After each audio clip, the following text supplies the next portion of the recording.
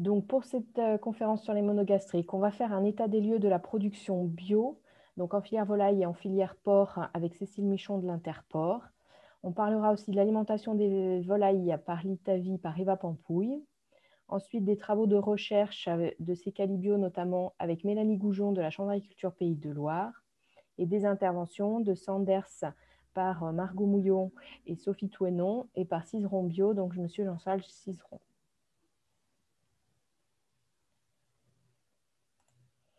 Donc, pour faire l'état des lieux, on a une forte augmentation des élevages, puisqu'on note 17% sur les mises en place de poules pondeuses et de 2,7% de 27% sur les cheptels de truies entre 2018 et 2019. Au niveau de la répartition des ventes au ménage dans les circuits de distribution. Également, on voit une grande part de la grande distribution dans les produits bio. On note seulement 4% sur les œufs en vente directe, mais par contre en volaille 18%. Un état des lieux des nombres d'exploitations et des nombres d'animaux. Donc, si on prend la colonne de l'ensemble des bio et des conversions, donc on note en truie, par exemple, une augmentation en France de 12%, en poulet de chair 9%, en poule pondeuse 12%. Et en nombre d'animaux, c'est ce que je vous disais tout à l'heure, donc 27% pour les truies, 9,7% en poulet de chair et 17,8% en poule pondeuse. Ici est représentée donc, pour la volaille de chair une carte nationale vous présentant les effectifs des mises en place en certifié bio. Et puis est indiqué donc, pour la région Auvergne-Rhône-Alpes, qui est donc la 3e région productrice de volaille de chair bio, qui est derrière donc, les Pays de Loire et la Nouvelle-Aquitaine en 2019. Au niveau des mises en place de poulets bio, donc là, c'est source Synalab, donc pour les filières organisées uniquement, on note une évolution de plus de 140% entre 2010 et 2019 sur les poulets bio donc mis en place. En volaille de chair, toujours, donc au total, 14,2 millions de poulets bio qui sont produits en 2019 en France. Ça est donc établi sur 1050 exploitations certifiées en bio. Et vous retrouvez aussi donc, le détail des productions en filière organisée entre poulets, pintades, canards à rôtir et volailles festives. Et puis la liste des abattoirs agréés en bio dans la région Auvergne-Rhône-Alpes. Sur la production, donc en Auvergne-Rhône-Alpes, là spécifiquement, vous avez donc la production de poulets bio en nombre de têtes. Donc on arrive en 2019 à 2126, 213 000 poulets donc, bio produits en Aurora, et en nombre de têtes, donc 154 par contre exploitations sur l'ensemble de la région. Vous avez ici donc le détail par département, que ce soit pour les truies, pour les poulets de chair et pour les poules pondeuses sur 2019. Donc les départements en volaille de chair qui sont le plus impliqués sont l'Allier, la Drôme et la Loire. En poule pondeuse, c'est plutôt la Drôme, l'Allier et l'Ardèche. Et en truie, donc on va retrouver l'Allier, la Haute-Loire et l'Isère.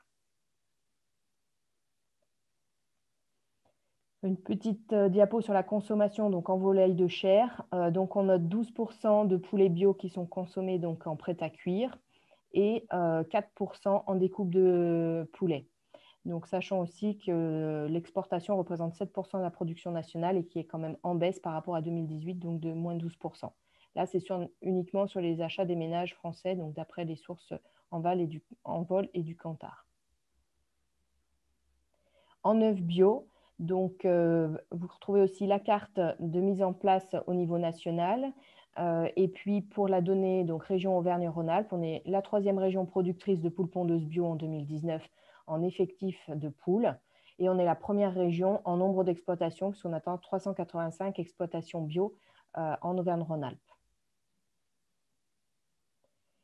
Donc, les chiffres de l'agence bio indiquent en effet donc 956 340 poules pondeuses produites en Auvergne-Rhône-Alpes en 2019 sur 385 exploitations, comme je vous le disais, sachant que la majorité des effectifs sont produits en filière organisée.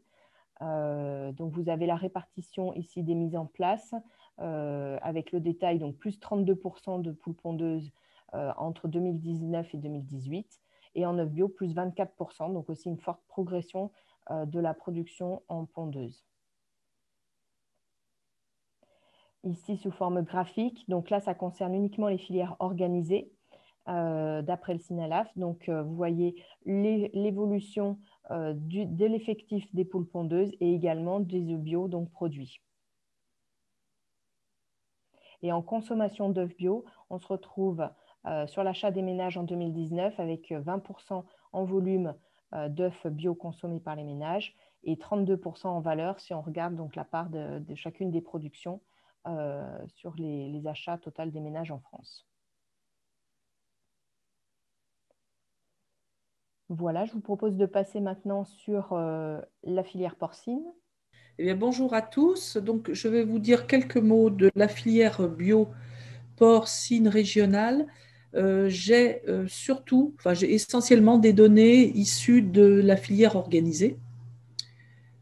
Donc, au niveau globalement, la région Auvergne-Rhône-Alpes donc compte 925 truies repro en bio pour 92 exploitations. Donc ça, ce sont des données nationales transmises par la fédération, par la FAB. Alors, pour ce qui concerne la région Auvergne-Rhône-Alpes, donc ce sont des données que j'ai retrouvées. On a essentiellement un groupement de producteurs en filière organisée qui travaille sur le bio, c'est Syrio. Donc, même si Syrio est beaucoup développé pas que sur la région Aura, là, j'ai concentré sur notre région. 10 élevages en bio, dont 2 naisseurs engraisseurs et 6 engraisseurs. Ça représente 245 places de truies, donc c'est l'équivalent, c'est 245 places de truies et 1640 places de porcs en engraissement.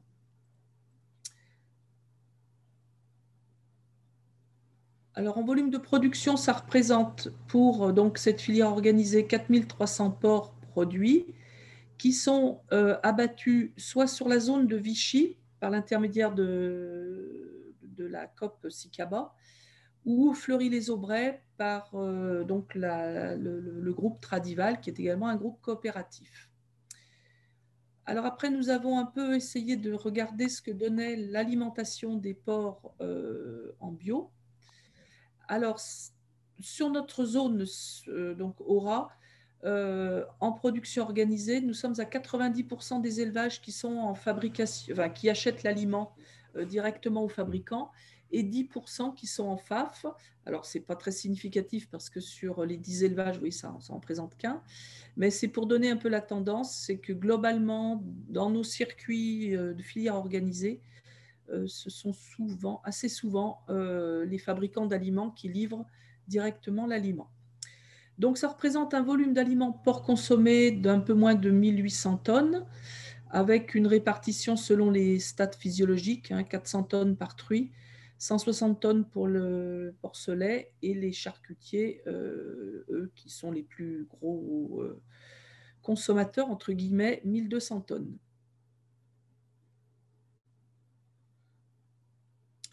Alors là-dedans, eh bien, la part de l'aliment bio, la part des protéagineux dans l'aliment bio, ils vont représenter à peu près 20% du total de l'aliment, soit aujourd'hui pour notre filière locale bio porcine, c'est 400 tonnes de besoin de pois, de févrole et de soja.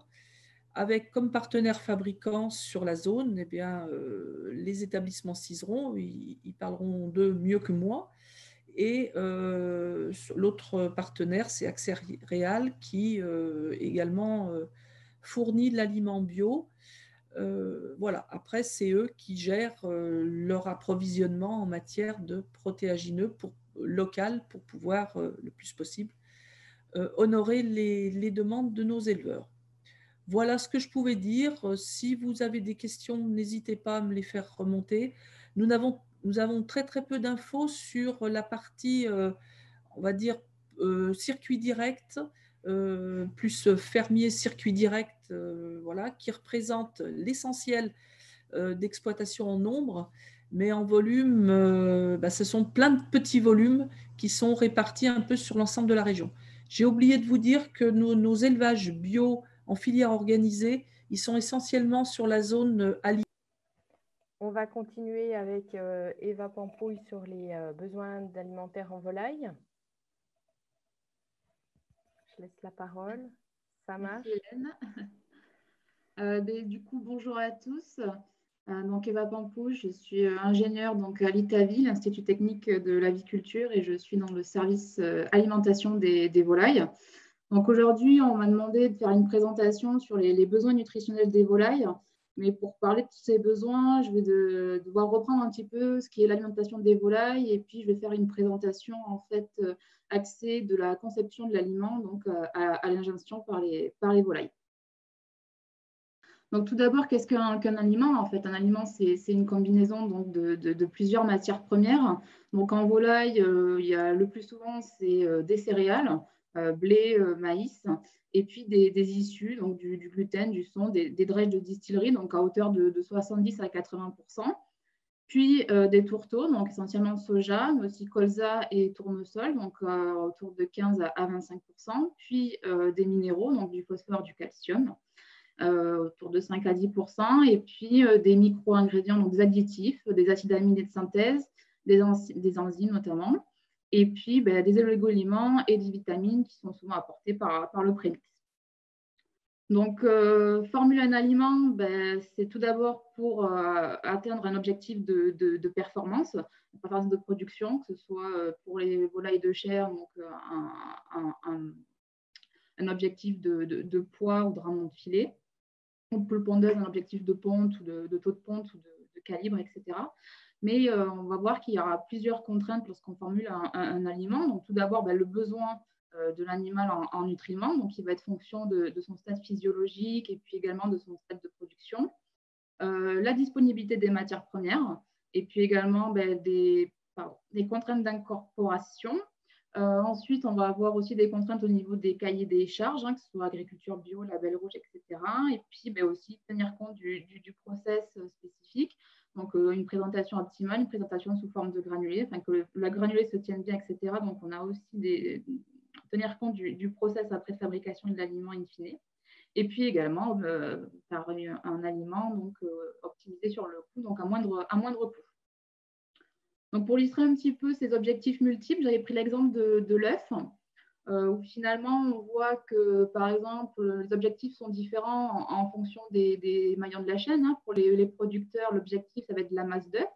Donc, on va essayer de jouer sur la composition nutritionnelle des aliments, notamment sur les protéines et l'apport en énergie, ainsi que la granulométrie. Et puis, la solidité de la coquille aussi. Donc là, on va jouer plutôt sur l'apport de calcium et donc les réserves de la poule pondeuse. Ensuite, au niveau des consommateurs, c'est plus des objectifs d'habitude ou de consommer des œufs avec des jaunes qui sont quand même avec des couleurs assez foncées. Donc là, on va jouer aussi sur l'apport des matières premières et des additifs pour jouer sur les pigments caroténoïdes.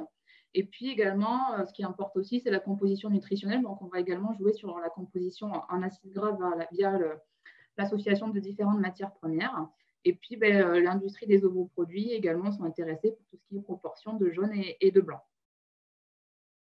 Donc, quand on formule un aliment, donc les grands principes, c'est qu'on a une matrice de matières premières avec toutes les caractéristiques nutritionnelles de ces matières premières et également le prix.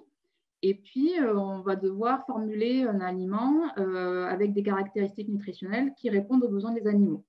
Et donc, on va avoir différentes contraintes que je vous ai déjà un petit peu expliquées précédemment. Et donc, on va faire une programmation linéaire pour trouver la combinaison de matières premières qui permet de respecter l'ensemble de ces contraintes et bien sûr la combinaison qui est la moins chère possible. Donc, au niveau de ces matières premières, donc les caractéristiques nutritionnelles, donc les matières premières sont généralement chez les fabricants d'aliments, les services, donc analysées pour connaître exactement la teneur en matière sèche, en protéines, en acides aminés, en matière grasse et puis en cellulose. Et puis, certaines firmes-services font d'autres analyses donc plus ou moins poussées. Et donc, on obtient ensuite dans nos matrices un petit peu mises à jour sur la teneur en énergie, en protéines, enfin, dans tous les différents nutriments d'intérêt pour pouvoir formuler au plus près des besoins des animaux. Donc là, j'ai pris l'exemple de l'énergie. Donc l'énergie, comme vous le savez, elle provient de la dégradation des nutriments, donc que ce soit au niveau de l'amidon apporté donc, par les céréales ou les matières grasses apportées par les huiles et les graines d'oléagineux, ou les acides amineux qui sont issus des protéines, donc apportées par les protéagineux. Donc chez les volailles, on raisonne en énergie métabolisable. Donc c'est celle qui va être directement utilisée par l'animal, soit pour ce qu'on appelle l'énergie d'entretien, où en gros, c'est pour entretenir son métabolisme de base, sa thermorégulation et puis l'activité physique. Et puis l'énergie de production qui, elle, va servir donc, pour produire en fait soit du muscle ou soit des œufs. Donc au niveau de ces matières premières, donc, comme je le disais tout à l'heure, donc pas mal de contraintes, notamment au niveau de l'incorporation de ces différentes matières premières. Déjà, en fonction de la digestibilité de l'animal, il y a des matières premières qui seront plus ou moins digestibles en fonction de l'âge de l'animal, donc il faut en tenir compte lorsqu'on formule. Ensuite, on peut mettre des contraintes d'incorporation maximales, notamment s'il y a des matières premières qui sont peu appétantes. On va essayer d'en mettre le moins possible, ou alors quand il y a des facteurs antinutritionnels. Et puis également, on va essayer de prévenir le risque sanitaire, notamment la contamination par des mycotoxines. On sait qu'il y a des lots qui sont plus probables d'avoir des mycotoxines. On va essayer de les incorporer à un taux plus faible dans la ration. Et puis, tenir compte, comme je vous l'ai dit tout à l'heure, de la technologie, en fait, de comment on va formuler les granulés, etc. On va essayer de mettre un peu de blé pour que le granulé se tienne, pas trop d'huile pour pas non plus que ce soit quelque chose qui va être très mou. Et puis, il faut également tenir compte de la transition entre les aliments, donc dans les programmes alimentaires, que par exemple pour le poulet de chair, avec des rations démarrage, croissance et finition, qu'il n'y ait pas de transition trop brutale. Et puis, on a les contraintes des cahiers des charges où le label rouge impose un minimum de 50% de céréales et de coproduits en poule pondeuse et minimum 75% de céréales en poulet de chair. Et puis, comme le sujet du jour, l'agriculture biologique, où actuellement on est à un minimum 95% de matières premières biologiques, et puis pas d'utilisation d'acides aminés de synthèse. Donc, il y a d'autres cahiers des charges après, donc soit 100% de matières premières végétales et minérales, sans OGM, origine France absolument, bleu blanc cœur, etc. Donc, on a aussi des contraintes des cahiers des charges à tenir en compte lorsqu'on formule notre aliment. Diapo suivante. Donc, pour revenir à cette notion de besoin, donc qu'est-ce que le besoin? Donc, le besoin, c'est tout d'abord donc le besoin d'entretien de l'animal, où là, du coup, je pense qu'il va y avoir des animations, Hélène. Ouais, voilà. Merci. Où du coup, voilà, ça va être entretenir son métabolisme de base, sa activité physique et puis sa thermorégulation. Donc là, ça va vraiment dépendre de plusieurs facteurs, du poids vif des animaux, de la soule, donc de la génétique, et puis aussi des conditions d'élevage, des conditions environnementales. Puis également les besoins de production, ou en poulet de chair, donc ça sera plus la croissance, et puis la pondeuse, la production d'œufs. Donc là, ça dépend aussi de pas mal de facteurs, mais essentiellement aussi des objectifs de production. Donc pour la poule pondeuse, c'est le nombre et le poids des œufs.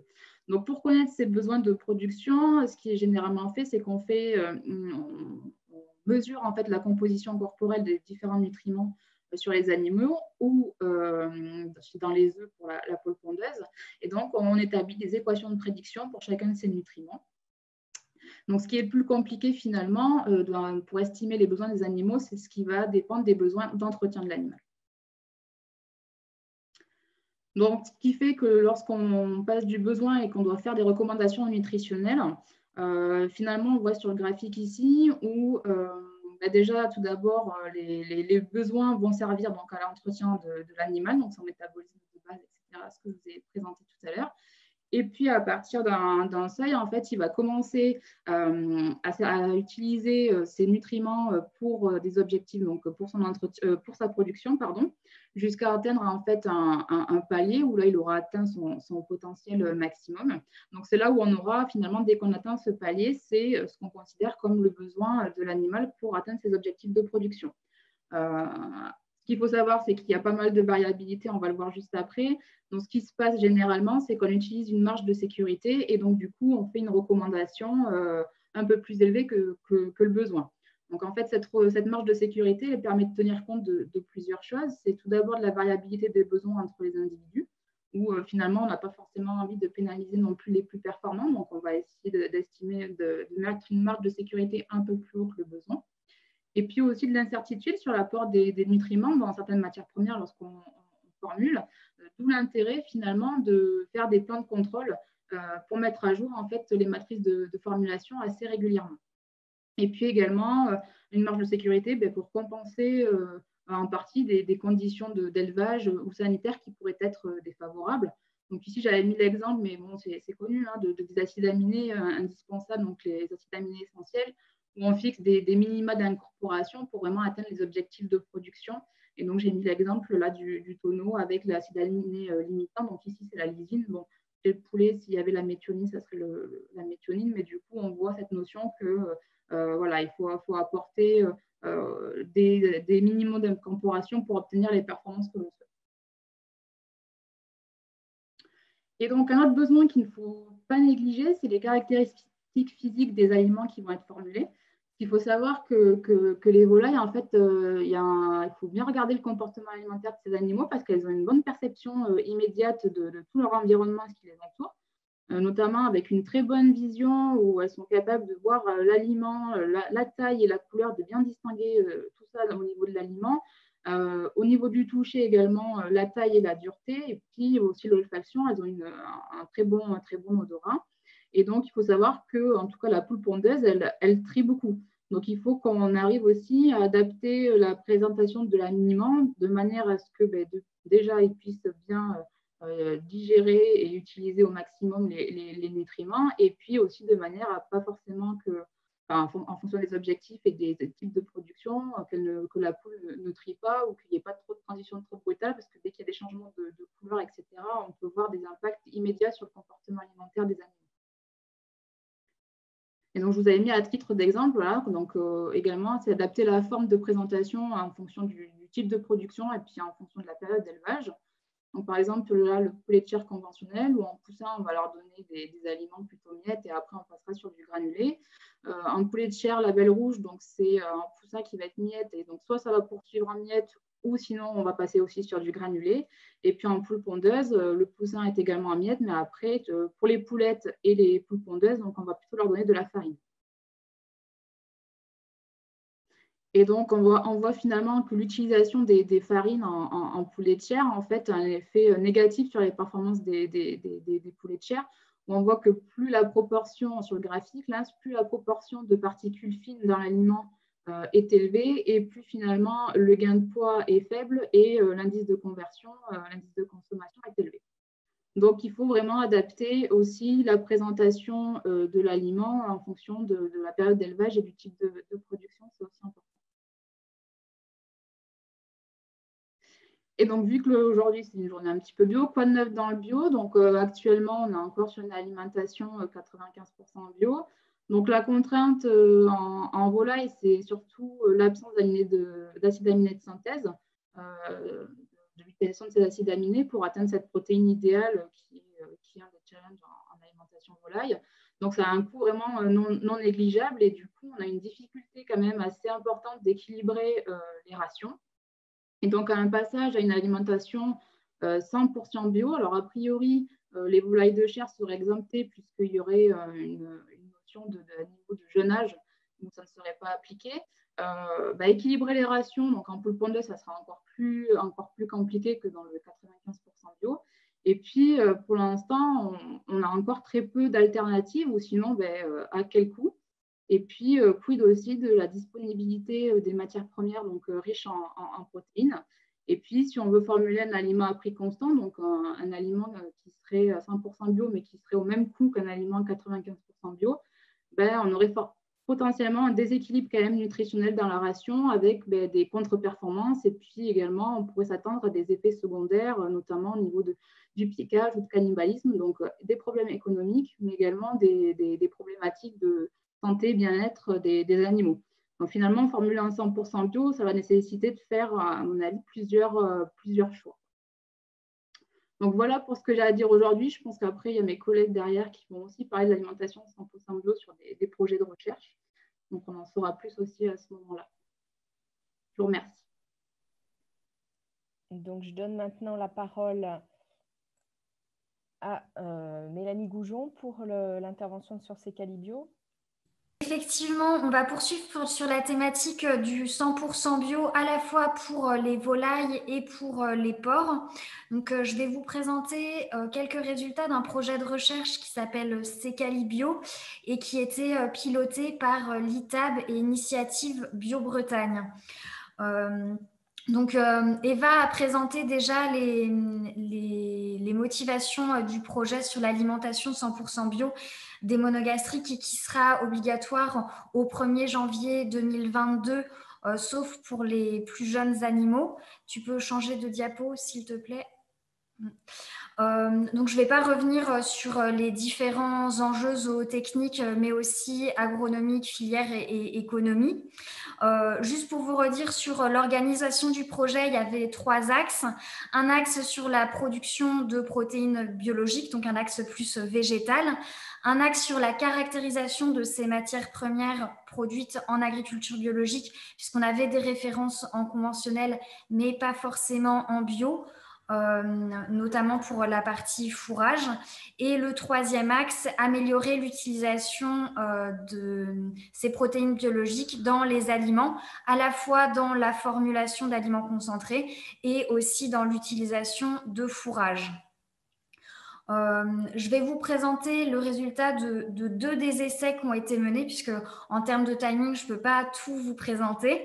Et après, je terminerai par un panorama des différents essais qui ont été faits. Et s'il y en a qui vous intéressent, vous pourrez aller chercher par vous-même les informations. Donc, je me suis centrée sur l'aspect fourrage, à la fois en porc et en volaille.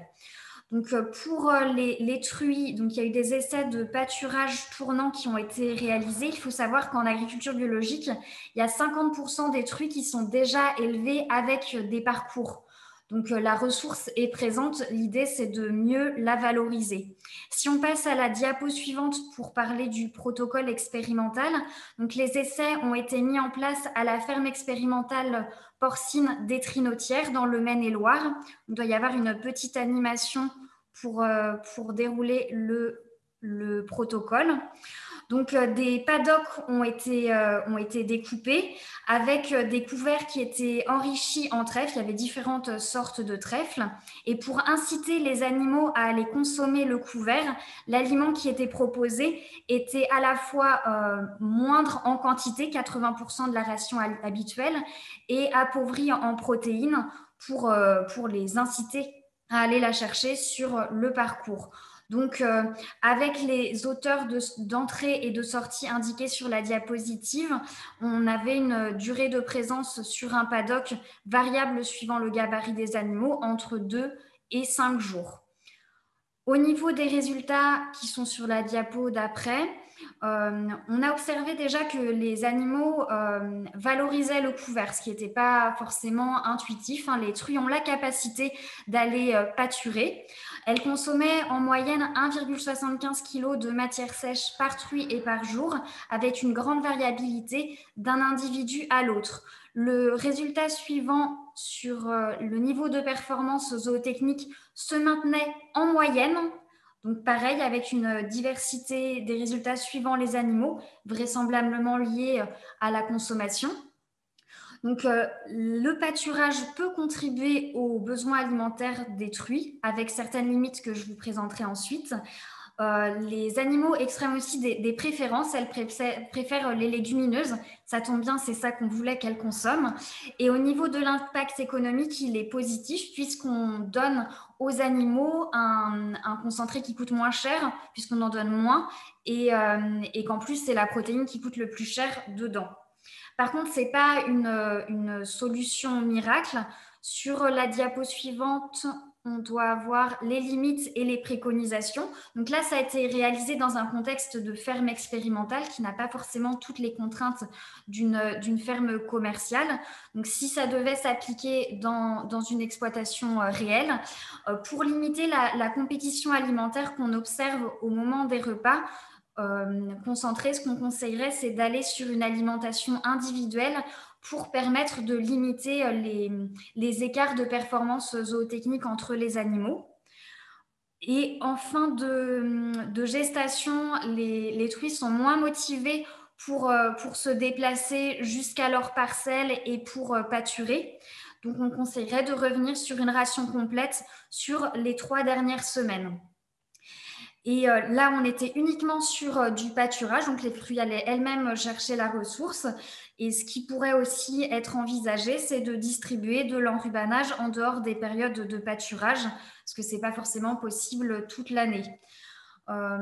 Voilà pour cet essai. En parallèle, il y avait des essais un petit peu similaires de réaliser, mais sur le poulet de chair. Ce sont des essais qui ont été menés en parallèle à l'INRA du Magnereau et au lycée des Sicaudières. Je vais vous présenter pareil le protocole expérimental. Donc, toutes les photos là sont issues du site du Magnereau.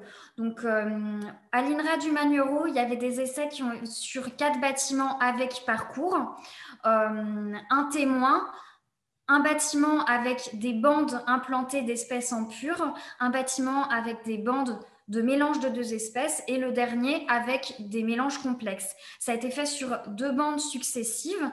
Comme en truie, pour inciter les animaux à aller consommer sur le parcours, on a donné un aliment avec moins 2% de MAT sur la partie croissance et finition. Les trappes étaient ouvertes 24 heures sur 24 et l'objectif de ce qu'on voulait regarder, c'est de voir quelles espèces sont appétentes pour les animaux, comment ils se comportent sur les mélanges et quelles performances zootechniques on obtient. Pour le lycée des Sicaudières, l'idée, c'était de voir ce qui peut se passer dans des conditions plus type éleveur. On n'était pas sur des essais, mais plutôt sur une démonstration avec 2 bâtiments, un bâtiment témoin avec un parcours classique et un parcours enrichi et évolutif. Un petit peu comme dans un élevage où un agriculteur se dit tiens ça marche, ça je vais le reproduire, ou ça marche pas, je vais peut-être faire un petit peu différemment. Ça a été regardé sur 6 bandes successives afin de sécuriser au niveau alimentaire, puisqu'il y a un objectif commercial derrière. L'aliment était classique et équilibré, les trappes étaient ouvertes uniquement en journée. Et on avait pour objectif de regarder l'impact du parcours enrichi sur l'indice de consommation et la faisabilité en conditions réelles. Alors, qu'est-ce que ça a donné sur ces 2 dispositifs ? D'abord, sur le site INRA, ce qu'on a observé, c'est une véritable consommation des animaux. Elles exprimaient une préférence pour certaines espèces. Dans les essais en bande avec une seule espèce à chaque fois, on voyait que la hauteur d'herbe diminuait de façon importante pour certaines espèces, comme le trèfle blanc, la chicorée ou la luzerne. Donc, des espèces qu'elles ont l'air de préférer. Et par contre, pour d'autres espèces comme la fétuque ou le lotier, on ne voyait pas de consommation importante. Les performances zootechniques étaient intéressantes avec notamment un impact sur l'indice de consommation. Au niveau de la consommation des plantes, on observait qu'en mélange, on avait de meilleurs résultats. En fait, les animaux triaient moins, il y avait moins cet effet « je vais sur une bande et je consomme tout », ce qui favorisait du coup la régénération de la prairie et la disponibilité des différentes plantes dans le temps. Au niveau du site des Sicaudières, les résultats non exploités n'ont pas été obtenus pour diverses raisons. Par exemple, les volailles explorent plus les parcours tôt le matin et puis en fin de journée. Et là, il y avait des contraintes en termes d'ouverture et de fermeture des trappes qui devaient s'adapter aux horaires des salariés de l'exploitation, ce qui fait que, par exemple, les volailles étaient finalement privées de ces horaires privilégiés. Il y a eu aussi des soucis sanitaires sur certains lots qui ont rendu l'interprétation des résultats pas peu probante. Mais quand même, ça a montré certaines choses. Déjà, la biomasse disponible et consommée était prometteuse. On a observé aussi les comportements des animaux qui favorisaient l'exploration lorsque les espèces appétantes étaient présentes. Et l'équipe de la ferme a ressenti vraiment un potentiel réel de cette stratégie. Ça a permis aussi de formuler des préconisations sur l'implantation dans des conditions réelles, notamment sur comment préparer son sol, comment gérer son semis, comment faire sa rotation et puis protéger les plantules quand elles démarrent de la consommation des animaux. Et puis des préconisations pour inciter les animaux à l'exploration. J'ai déjà parlé de la question de l'ouverture des trappes, mais il y a aussi des choses sur la protection du parcours, les clôtures, et sur l'aménagement du parcours, par exemple, implanter des variétés résistantes au piétinement à la sortie des trappes afin d'inciter les animaux à sortir et à les entraîner en quelque sorte à consommer des végétaux. Voilà pour ce site. Et si on regarde plus largement ce qui a été fait sur le projet, parce qu'il n'y avait pas uniquement des essais sur les parcours, donc je voulais les présenter par axe. Si on passe à la diapo suivante, sur le volet grande culture dont je n'ai pas du tout parlé, c'est l'objet d'un autre atelier. Il y avait un axe sur maximiser la culture des protéagineux avec le travail sur des clés de décision pour les agriculteurs et des simulations d'assolement enrichi en protéagineux. Donc, il y avait, à partir d'un assolement donné, comment est-ce que je peux enrichir mon assolement en rajoutant dans ma rotation 1 ou 2 protéagineux. Et pour votre région, il y avait notamment un assolement prévu en moyenne vallée du Rhône qui peut, j'imagine, vous être utile. Et pour les clés de décision, c'était de la synthèse de résultats déjà existants. Je veux implanter un protéagineux, lequel est le plus adapté dans mon contexte et dans mes objectifs, et derrière, quel itinéraire technique est le plus adapté. Ensuite, sur la partie soja, donc le soja, il y avait 3 axes. Le conduire avec une plante compagne, l'adapter dans la partie nord de la France, qu'est-ce qui est possible, et pour de la partie variétale, un travail sur la tolérance au stress hydrique. Le projet s'est également intéressé à des cultures innovantes qui pourraient avoir un intérêt protéique pour les animaux monogastriques. Donc là, c'était l'ortie et le sésame. Donc il y a eu des essais de culture pour définir des itinéraires techniques qui permettent de cultiver ces plantes. Notamment pour l'ortie, ça peut paraître simple puisque ça pousse naturellement, mais finalement, quand on veut en faire pousser avec des résultats, c'est pas si évident. Et pour les parties animales qui sont sur la diapositive suivante, outre ce que je vous ai déjà présenté, il y a eu des tables alimentaires avec des aliments bio qui ont été établis par l'Association française de zootechnie. Sur le porc, il y a aussi eu des apports de luzerne qui ont été effectués en luzerne fourrage pour des porcs en croissance et des essais sur une alimentation simplifiée avec un aliment unique sevrage-vente. Pour la volaille, on est allé sur, au contraire, une augmentation du nombre de phases en poulet de chair. Et il y a eu un travail sur la faisabilité du 100% bio en pondeuse avec un aliment à formulation identique, enfin à composition identique et où il y avait du coup les résultats éventuels et le prix qui différaient, et puis une évaluation multicritère en poulet de chair à partir de l'essai que je vous ai montré. Sur l'ensemble de ces résultats, il n'y a pas eu d'échec probant, mais il n'y a pas non plus de solution miracle qui apparaît. Les choses fonctionnent, mais à certaines conditions, et il y a besoin d'aller un petit peu plus loin pour pouvoir proposer aux éleveurs des solutions probante. Du coup, dans la diapo suivante, je vous présente justement un site internet qui rassemble tous les résultats du projet Secalibio, mais aussi de tous les projets précédents et suivants qui sont en lien avec l'alimentation 100% bio des monogastriques, donc avec beaucoup de travaux sur la protéine, puisque c'est ça le facteur un peu limitant. Et je vous mentionne 2 projets qui sont en cours ou qui vont bientôt commencer. Un projet européen qui s'appelle Okenet EcoFeed et qui travaillait sur les 2 filières volaille et porc, sur aussi l'alimentation 100% bio, mais plutôt avec des témoignages d'éleveurs, de la traduction de guides, etc. Vous pouvez aussi retrouver les résultats sur le site. Et un projet qui va commencer au 1er janvier prochain, là, donc dans moins d'1 mois, qui s'appelle Valorage et qui prendra en fait un petit peu la suite du projet Secalibio, mais en se centrant sur l'aspect parcours et fourrage que je vous ai présenté un petit peu plus longuement dans le projet. Voilà, j'espère ne pas avoir été trop longue. Merci à vous.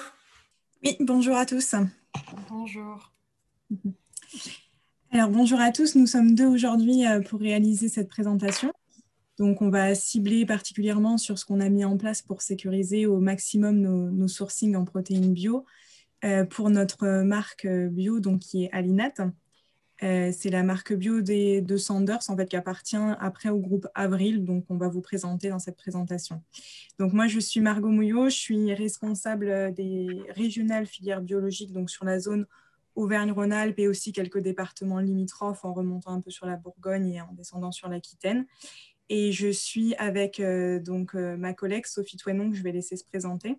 Bonjour à tous, donc moi je suis en charge de la direction des filières biologiques pour la nutrition animale et dans le domaine d'Avril filière d'élevage que va vous présenter succinctement Margot. Je veux bien qu'on passe à la diapo suivante, s'il vous plaît. Alors, pour vous représenter en gros la structure du groupe Avril auquel on appartient, donc si on part de tout en bas à gauche, là avec les petits schémas de tournesol, on part de la collecte de graines, donc principalement tout ce qui va être oléagineux, donc tournesol, colza ou soja. On va ensuite aller jusqu'à nos usines de trituration et derrière, on va avoir une séparation entre une partie solide, donc les protéines, et une partie liquide avec les huiles. Donc derrière, avec les huiles, on aura comme débouché tout ce qui est supermarché. Donc par exemple, dans le groupe, on a des marques que vous connaissez tous comme Le Sieur ou Puget. On va aussi les utiliser pour les énergies renouvelables, les biocarburants et tout ce qui est oléochimie. Aujourd'hui, ce qui nous intéresse un peu plus, c'est l'autre côté du graphique, donc tout ce qui va concerner les tourteaux. Les tourteaux vont être utilisés dans notre segment de la nutrition animale. Et derrière, ça débouche sur différents métiers comme tout ce qui est génétique, santé animale, des entreprises dans les spécialités nutritionnelles, la biosécurité. On travaille aussi avec un réseau d'éleveurs, donc assez important, qui vont déboucher derrière sur la production de tout ce qui est produits alimentaires comme le lait, la volaille, le porc ou les œufs. Vous pouvez passer à la diapo suivante. Alors, il y a juste eu un petit décalage dans la mise en page, c'est un petit peu moins lisible. Mais... Donc, en gros, si on s'intéresse, si je zoome un peu plus sur la filière des protéines bio, donc on est parti de 3 constats. Donc, ceux qui sont listés dans le rouage tout en haut, qui n'est pas très lisible, mais je vais vous les dire à l'oral. Donc, tout d'abord, il y a un marché en forte croissance sur les produits alimentaires bio. Donc, on en a parlé depuis ce matin. Dans le top 10, on retrouve notamment des produits qui nous concernent, comme les œufs, le lait ou les huiles, des produits consommés en France. De plus, donc, ça reprend un peu ce qu'on a évoqué ce matin. En France, on manque de SAU bio pour notamment le soja et le tournesol bio, d'en avoir en origine France. Et donc, on a recours quand même à l'importation. Donc ça, c'était un peu ce qui était expliqué dans le premier rouage tout en haut. À gauche, en fait, en parallèle, le groupe Avril, donc on a comme mission de créer durablement de la valeur dans la filière des huiles et des protéines. Donc ça, de manière générale, pas qu'en bio, pour donner une visibilité et des débouchés aux agriculteurs. Et donc, du coup, ça nous amène à notre 3e rouage qui est situé en bas à droite, parce qu'en fait, à partir de ces 3 constats dans les 2 premiers rouages, nous avons fait le choix du coup de nous engager dans le développement de la filière des protéines et des huiles bio, donc de façon vertueuse et durable en investissant pour créer de la valeur et sécuriser la filière bio.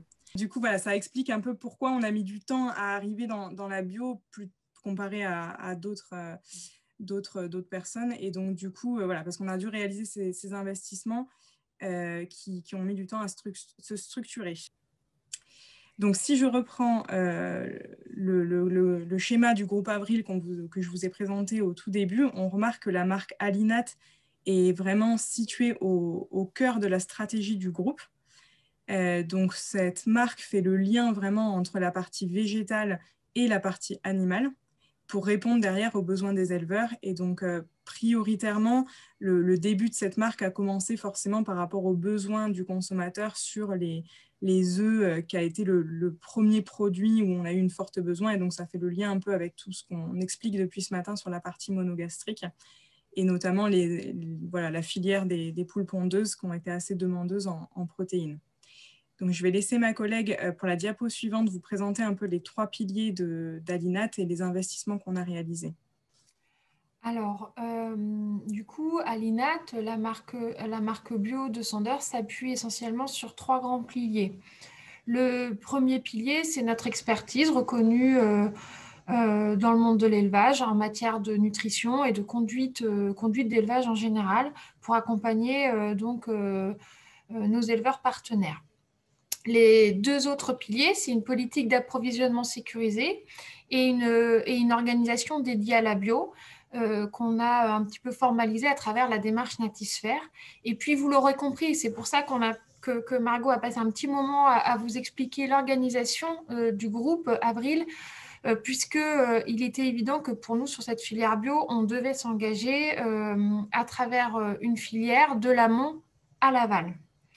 Alors, on est sur le sujet depuis ce matin de la protéine bio en particulier. Donc, on va mettre de côté le premier pilier. Je vous propose de détailler, de vous expliciter en quoi, comment ça s'est concrétisé chez nous. Je veux bien que vous appuyez une seconde fois pour avoir mon petit mémo. Merci.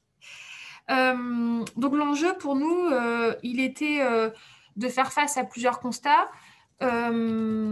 Les premiers éléments que vous a présenté Margot, à savoir une demande en produits alimentaires, donc l'œuf en priorité, par les consommateurs bio, d'une part, mais aussi sur la partie huile également. Et puis, d'autre part, il y avait donc cette notion de vraiment...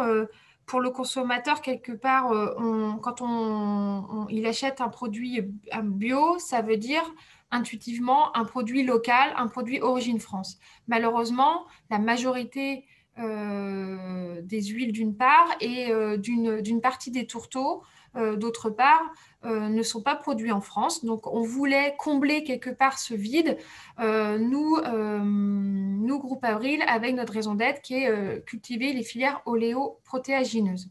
Alors, je fais juste une petite parenthèse. Depuis ce matin, c'est vrai qu'on a parlé beaucoup de légumineuses, de soja, de lentilles, de pois. On n'a pas parlé beaucoup du tournesol, juste qui est considéré comme une oléagineuse, mais en fait, la graine de tournesol, elle est composée à peu près, quand on l'écrase, globalement, on a effectivement une fraction d'huile qui représente à peu près 40%, et puis la fraction solide qui est le tourteau, globalement, ça représente 50% de la graine. Donc, quelque part, c'est aussi une source de protéines pour faire face à toute la problématique qu'on aborde depuis ce matin également. C'est le cas aussi pour le colza. Nos projets d'investissement, du coup, reposent sur 2 outils majeurs. Le premier investissement qu'on a fait, c'est Sojalim.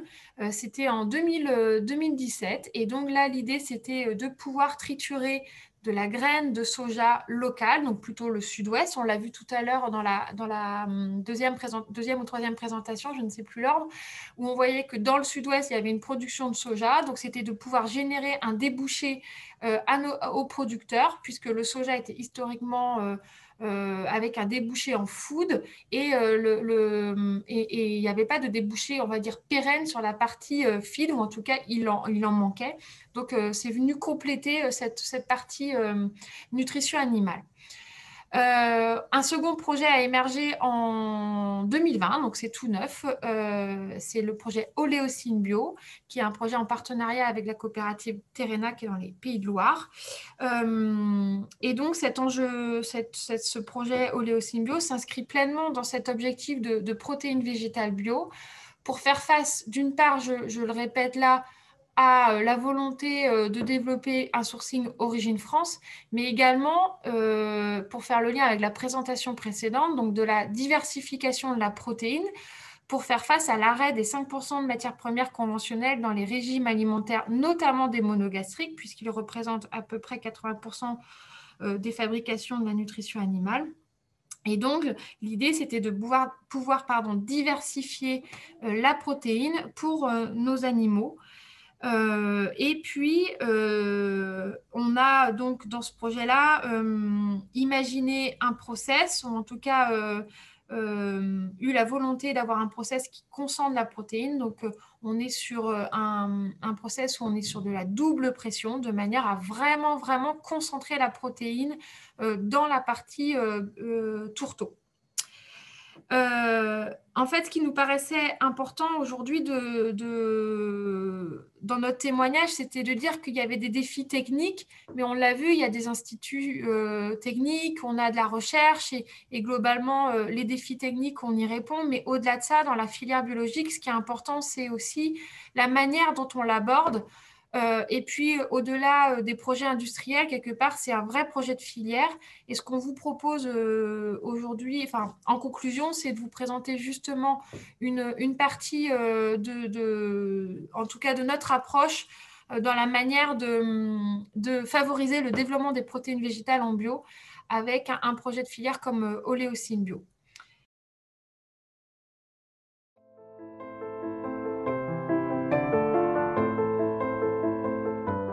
Il y a une demande croissante de la consommation de produits bio en France et parallèlement, il y a une demande croissante ou un intérêt croissant sur l'origine des matières premières ou l'origine du bio. On manque de protéines bio, puisque la majorité des protéines bio sont importées. Quand on parle matières premières bio françaises, un des éléments qui manque le plus, c'est de la protéine concentrée. Elle est un facteur limitant des filières bio françaises. Et c'est ce pourquoi cet outil Oléocine Bio a été constitué. On a lancé le projet Oléocine Bio pour produire de l'huile et du tourteau bio d'origine française, majoritairement, à partir de graines de colza, tournesol et soja. Ici à Thouars, on développe une unité de trituration qui est installée sur un ancien site aliment Sanders, dans la vocation quelque part du bio. On fait du développement durable aussi sur l'industriel. C'est un site qui a ouvert en 67, un concessionnaire de la marque Sanders. Et donc maintenant, on passe sur un nouveau process, de la trituration 100% bio. Alors ici, on a la presse pour la pression à froid. Donc c'est vraiment le cœur du process. L'huile va sortir de tous ces barreaux, tomber à l'intérieur, et les tourteaux qui sont à l'intérieur de ce cylindre vont être coupés en petits morceaux, donc en pelés, et tomber ensuite dans un refroidisseur pour être refroidis. On entre ces graines et on ressort de l'huile bio d'un côté, du tourteau bio de l'autre. Du tourteau bio qui va être utilisé chez Sanders et pour partie chez Terrena, puisque Terrena est également un des partenaires du projet. On maîtrise très bien l'amont, le groupe Avril maîtrise très bien l'aval avec, je dirais, la commercialisation et sa filière Le Sieur au niveau de l'huile. L'association a été naturelle. En agronomie, quand on fait des cultures biologiques, on va sur des rotations plus longues et on fait plus de cultures. Donc il faut trouver un débouché pour toutes les cultures. Cette usine est très bien située au cœur de notre bassin de production de graines de tournesol et de graines de colza. L'idée directrice, c'est que ce soit nos producteurs qui produisent, je dirais, des graines de tournesol, des graines de colza, voire des graines de soja, même si dans notre région, les graines de soja ont un peu de mal à pousser. Ça les sécurise sur un débouché et puis on fait le lien entre une demande filière aval qui a besoin de ces matières premières et également les producteurs qui se convertissent au bio ou qui ont besoin d'un débouché pour leur culture. C'est comme ça qu'on développe la filière et je dirais qu'on intéresse nos agriculteurs dans la filière.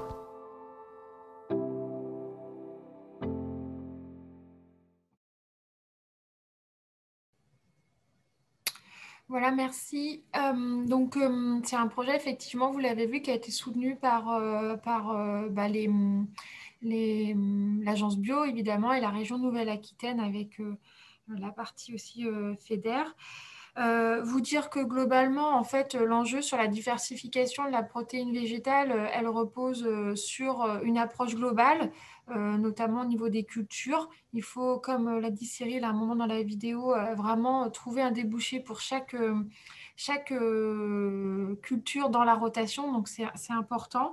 Et puis, on a vraiment un défi là, commun, collectif autour du colza, puisque c'est une culture qui est compliquée à mettre en œuvre et qui est, pour le coup, et notamment pour nos monogastriques, un vrai levier technique pour apporter, pour faire face aux 5% de matières premières, de l'arrêt des matières premières conventionnelles. Donc, on a encore un petit peu de pain sur la planche, mais on est plutôt enthousiaste à avancer sur ces dossiers-là.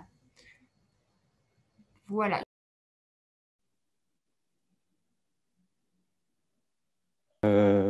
Bonjour à tous. Je vais vous présenter la stratégie qu'on a mis en place par rapport à la valorisation de la protéine bio en monogastrique essentiellement sur de la matière première régionalisée et plus particulièrement en Auvergne-Rhône-Alpes, ce qu'on a fait.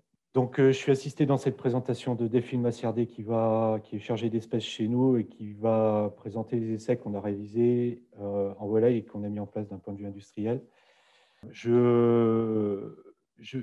y a quelques diapos en fait, qui font redondance par rapport à ce qui a été dit auparavant. Je vais juste faire un point, puisqu'on est invité aujourd'hui par les institutions Auvergne-Rhône-Alpes, la coopération, les chambres d'agriculture, etc. Je vais juste reprendre des chiffres qui ont été cités tout à l'heure.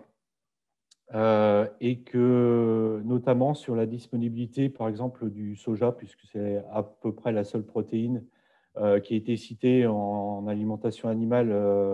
On n'utilise pas de lentilles ou de pois chiches. Hein. Surtout en Rhône-Alpes, j'ai vu qu'il y avait 83 tonnes de lentilles. Ça fait un peu juste pour nourrir tout ce qu'on a à faire. Je fais un calcul très rapide. En Auvergne-Rhône-Alpes, on a à peu près 4 fabricants majeurs, 2 coopératives, Cizeron Bio et un autre opérateur qui représente à peu près 100, rapidement dans mes calculs, 135 000, 140 000 tonnes d'aliments bio produits. Ce qui n'est pas ressorti de la présentation de l'ITAVI, ce qui est dommage, surtout dans une notion, dans une journée protéine. C'est que pour faire un aliment, et notamment un aliment bio, il faut 60% d'énergie de fibres et à peu près 35-40% de protéines. Si je fais 145 000 ou 135 000 tonnes multipliées par 40%, il nous faut plus de 45 000 tonnes de protéines rien que sur la région Auvergne-Rhône-Alpes pour nourrir nos animaux et alimenter les usines. Aujourd'hui, on dispose seulement de 5 000 tonnes. La dernière collecte était de 5 000 tonnes de soja. Donc, j'ai vu que dans l'Assemblée, il y avait des techniciens agricoles, notamment des techniciens gros mois. Donc, vous n'avez plus qu'à retrousser vos manches parce qu'il faut multiplier par 10 les volumes, notamment de soja, au bas mot, sans compter le développement annuel de nos marchés et du bio. Ce qu'on a essayé de faire, et quand je dis on, hein, ce n'est pas que Cizeron Bio, c'est l'ensemble de nos fournisseurs, de nos équipes et de nos clients, c'était de réfléchir sur un approvisionnement, bien sûr, régional,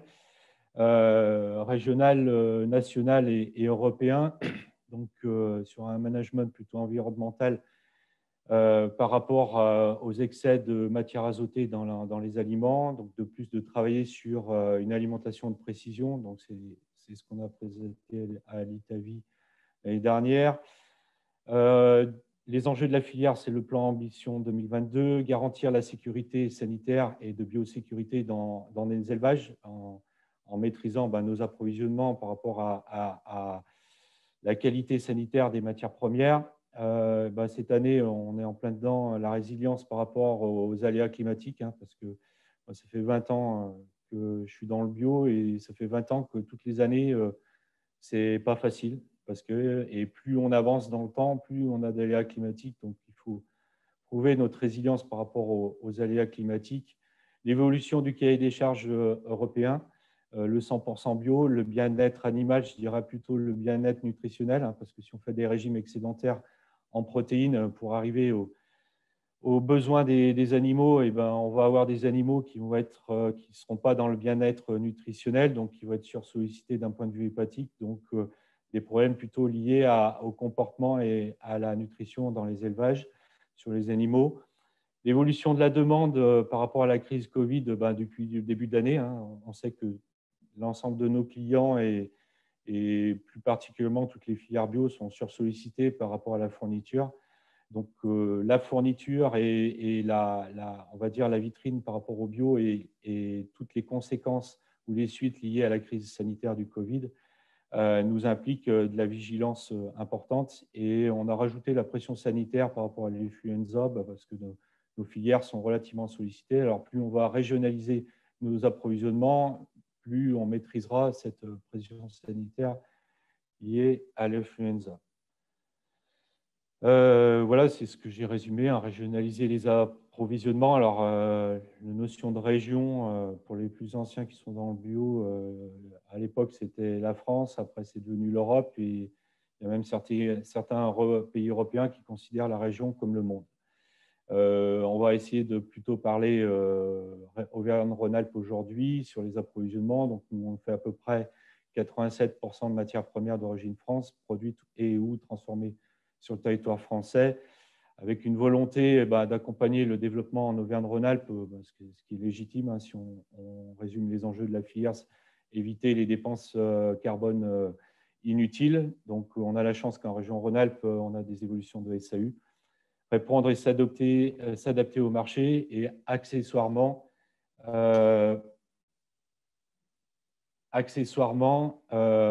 pérenniser la compétitivité technico-économique des filières. Et là, j'ai parlé de la filière de volaille de chair, puisque le sujet de la présentation suivante est sur la volaille de chair. On peut faire du bio, mais accessoirement, il faut aussi que les éleveurs et l'ensemble des maillons de la filière gagnent leur vie. On ne peut pas monter des systèmes complètement artificiels pour répondre à un idéal. Il faut quand même qu'on arrive à gagner notre vie.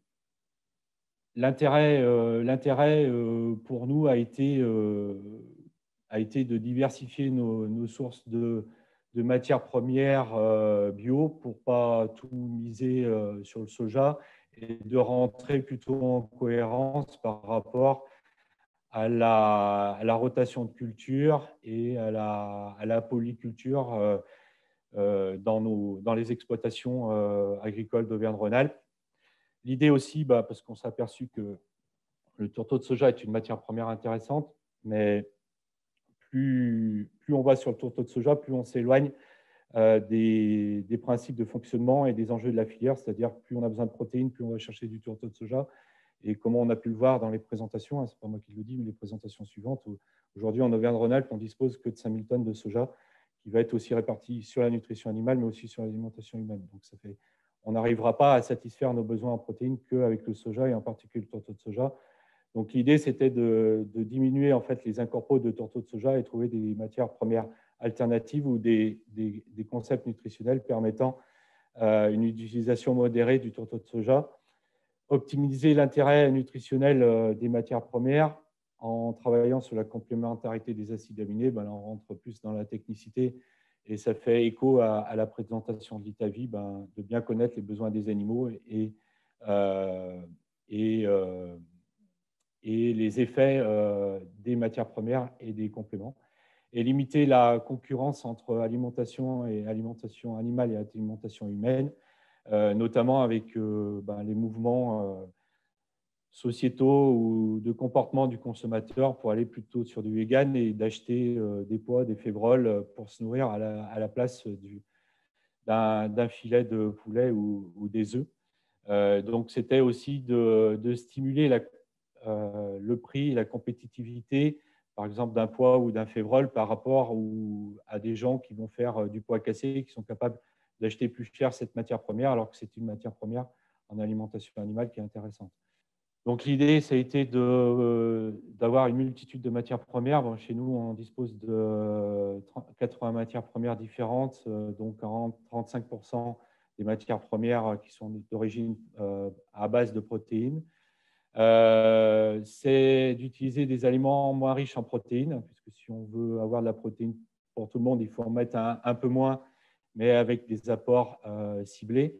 D'améliorer la qualité nutritionnelle et digestive, du moins d'assimilation. Travailler sur la complémentarité des acides aminés pour rendre la protéine plus assimilable. À partir du moment où vous multipliez les matières premières et vous ne misez pas tout sur une matière première, mais sur plusieurs matières premières, forcément il y a des complémentarités d'acides aminés. Une alimentation de précision pour choisir les fractions les plus protéinées. Bon, ça rejoint un petit peu ce qui était présenté sur les truies, et ben de viser les besoins nutritionnels de chaque animal pour éviter du gaspillage, et d'analyser en fait la disponibilité et la valorisation de la protéine française optimisée. Donc on a mis en place en fait un système d'innovation et de transformation lié à du fractionnement, de la séparation, de la cuisson, de la pré-cuisson et de la cuisson, nous permettant de répondre à ces quatre principales préoccupations. La problématique qu'on avait, parce qu'on a des grandes idées, mais on a des problématiques, on a des grandes idées, et ça a été pour nous de maîtriser les performances en élevage, de suivre la croissance notamment des volumes de nos clients en volaille de chair. On a fait plus 40% en 2 ans, maintenir une cohérence d'approvisionnement, et proposer des solutions pérennes et viables à court et à moyen terme sur les enjeux sociétaux et environnementaux. Et pour solutionner ces problématiques et dire est-ce qu'on a raison ou pas, eh ben, on a fait des essais.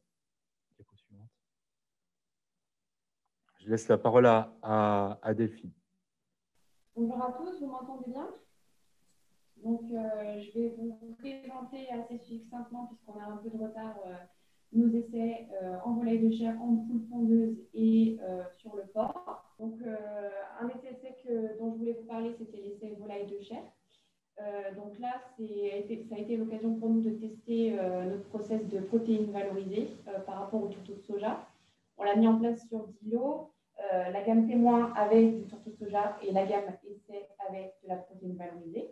On a formulé des formules croissance et finition avec des valeurs alimentaires identiques pour ne pas biaiser l'essai.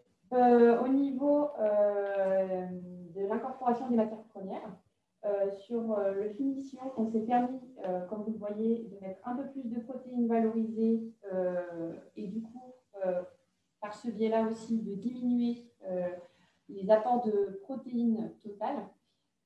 Puisque sur le finition, sur les mesures et les indicateurs de contrôle, on a mesuré la quantité d'aliments consommés et on a suivi aussi la mortalité et on a fait des contrôles d'analyse de science. Donc ce qu'on voit, c'est qu'on a réalisé l'essai en conditions réelles, puisqu'on a eu aussi des problèmes liés à des coups de chaleur et à des problèmes de couvoir qui nous ont causé quelques problèmes de mortalité.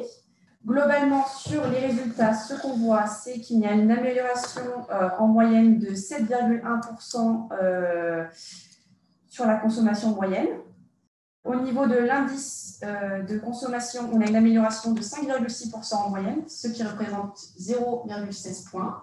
Et enfin, sur le poids vif à l'abattage et sur le GNQ, on a aussi en moyenne une amélioration du poids moyen et du GNQ sur les bâtiments essais. Donc, pour finir, sur les 5 lots essais, amélioration de la consommation d'aliments, donc du poids vif et le GNQ à peu près pareil, donc ce qui nous donne une amélioration totale de l'indice de consommation. Et ça nous a permis d'utiliser cette protéine valorisée sur d'autres essais, comme l'essai prochain. Finalement, la protéine valorisée, ça nous permet d'utiliser des matières premières plus locales. de soutenir le développement économique, de répondre à de nouveaux cahiers des charges, comme les prochains que je vais développer ci-dessous, le 100% bio et l'origine France, et de maîtriser la qualité sanitaire de nos matières premières. Donc là, par rapport aux nouvelles réglementations qui ont été reportées à 2022, on a fait des essais sur le 100% bio en pondeuse. Donc là, c'était sur 2 salles de 3000 poules et c'était de 17 à 75 semaines. On a mesuré le poids des poules, le taux de ponte, le poids d'œuf, la consommation journalière, l'indice de conso et la mortalité tout au long du lot. Donc là, sur ce graphique, on voit bien la courbe de ponte. Salle 1, c'est la salle témoin. Salle 2, c'est la salle essai. Ça sera pareil pour tous les diaporamas. Donc, ce qu'on voit, c'est qu'il y a eu des petits problèmes de pourcentage de ponte en semaine 24 et en semaine 56. Donc là, c'est dû à un épisode de coccidiose et de parasites. Mais sur tout le lot, on voit quand même que l'essai est meilleur que le témoin en production d'œufs, de 0,6%. Sur le poids d'œuf, on est à peu près pareil, puisqu'on est à 60,6 sur le témoin et à 60,3 sur la salle 2, qui est la salle essai. Sur la consommation d'aliments, on est un peu au-dessus en témoin et en essai par rapport à la norme, puisqu'on était sur des poules qui étaient déplumées. Donc, ça jouait sur la conso et on peut dire que les consommations sont assez similaires. Et enfin, sur l'IC, du coup, on se retrouve aussi à un IC à peu près similaire en témoin et en essai. Au niveau de la mortalité, malgré les passages de coccidie et de parasites internes, on voit qu'en 100%, on a quand même pu gérer cette mortalité puisqu'elle est restée en dessous de 5%. Donc finalement, on peut dire qu'on est au moins aussi bien que 95% sur cet essai. Et on a peut-être une tendance à améliorer le nombre d'œufs. Et au final, si on va avoir une fourchette de ce que peut coûter une formule en 100% bio, on serait autour de 6 à 8% de coûts supplémentaires par rapport à un coût formule. Au niveau du porc, nous, ce qu'on a fait à Cizeron Bio actuellement, avec l'ITAB et avec la filière Le Porc Bio Français, pour un nouveau cahier des charges 100% bio et 100% français en plus. Et ce que ça nous a permis en fait de travailler sur de la formulation pour avoir des exemples aussi chiffrés sur nos autres filières comme la volaille et la poule pondeuse. Donc, ce groupe de travail a pu le montrer, et l'ITAB a pu le montrer aussi, grâce à un état des lieux, c'est qu'il manquait en fait des matières premières origine France pour répondre à ce cahier des charges sur la filière porcine bio. Et il manquait aussi des matières premières protéiques bio, puisqu'il fallait substituer aussi 110 tonnes de concentré protéique non bio pour passer en 100% bio. Donc, du coup, nous, à Cizeron Bio, on a pu s'adapter par rapport à cette nouvelle demande, puisqu'on a la capacité de valoriser d'autres matières premières protéiques, comme le pois, la févrole, la luzerne et nos protéines valorisées. Et on a pu estimer en fait, le surcoût de ces formules à 20-25 € tonne. Et finalement, en fait, actuellement, là, on est en train de travailler, après la partie formulation, sur la partie technique, afin de pouvoir obtenir les mêmes performances qu'on a en 95% en 100%. Donc, pour le porcelet, on va travailler sur les GMQ, les indices de consommation, sur la truie, sur les naissances, et sur le porc, sur le poids carcasse, par exemple. Voilà, merci. Donc là, je vous ai laissé mon contact si jamais vous avez des questions plus précises sur les essais, puisque je n'ai pas pu détailler. Merci à vous pour cette présentation. En effet, il y a beaucoup de contenu qui est très intéressant. Je vous propose maintenant qu'on laisse la parole à tous ceux qui sont présents dans cette conférence. Si vous avez des questions, si vous avez aussi des orientations, des remarques sur les enjeux de la filière pour les monogastriques, de nous faire part un petit peu à chaque fois que vous prenez la parole de votre expérience également. Juste par rapport à une précision d'information. Les filières Origine France, et notamment sur le porc, c'est des projets à terme qu'on est en train d'étudier et que la filière porc bio français est en train d'étudier avec l'ITAB. La complexité de l'Origine France aujourd'hui, c'est la compétitivité et les compétitions entre filières. Est-ce qu'aujourd'hui, la volaille va prendre plus de protéines que le porc ou la vache laitière, etc. Et la réalisation et la faisabilité de l'Origine France sur toutes les filières, sur tous les produits, aujourd'hui, sur toutes les filières et sur toutes les espèces, je mets un bémol là-dessus parce que comme je l'ai fait en introduction, vous avez vu que rien qu'en Auvergne-Rhône-Alpes, on n'a pas assez de produits, quoi. À vos questions. Il y avait deux interventions dans le fil de discussion de Stéphane Travard, manifestement très intéressantes. Est-ce que peut-être, Stéphane, vous pouvez prendre la parole, vu que vos commentaires étaient assez complets pour les exprimer à l'oral, s'il vous plaît? Oui, bonjour à tous. Je rejoins un peu ce que décrit Jean-Charles. La difficulté aujourd'hui dans la filière bio, matières premières Origine France, c'est la disponibilité des matières premières. On se concentre là sur le soja, c'est très bien, mais je vais en citer quelques-unes. Et Jean-Charles, si tu penses que je dérive trop, tu me remets dans le droit chemin. Blé bio, par exemple. Blé bio, Origine France. Demain, pour le trouver, on va être en compétition réelle avec le marché de la meunerie. La meunerie valorise ce blé bio, allez, on va dire à un prix de 500 € tonne. Nous, fabricants d'aliments, je ne pense pas qu'on soit à la hauteur des 500 € tonne. Bon, pas de blé, vous allez me dire, on va mettre du triticale. Pourquoi pas? Triticale bio, Origine France, toujours.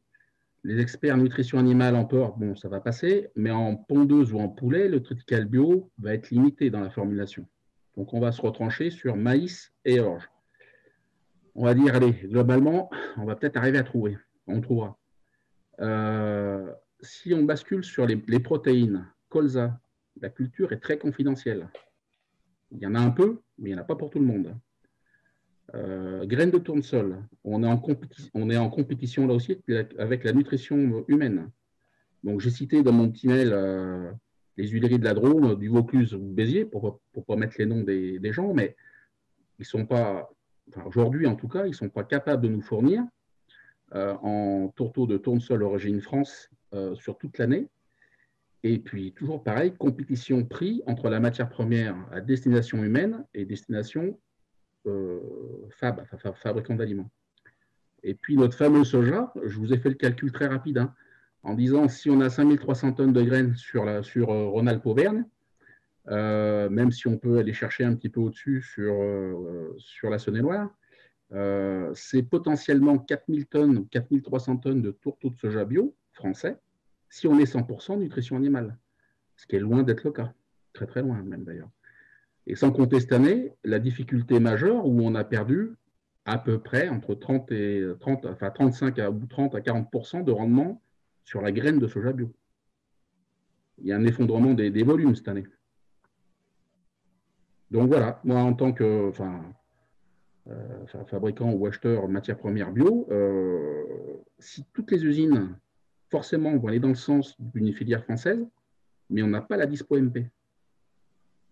Donc voilà, c'est l'inquiétude que je soulève.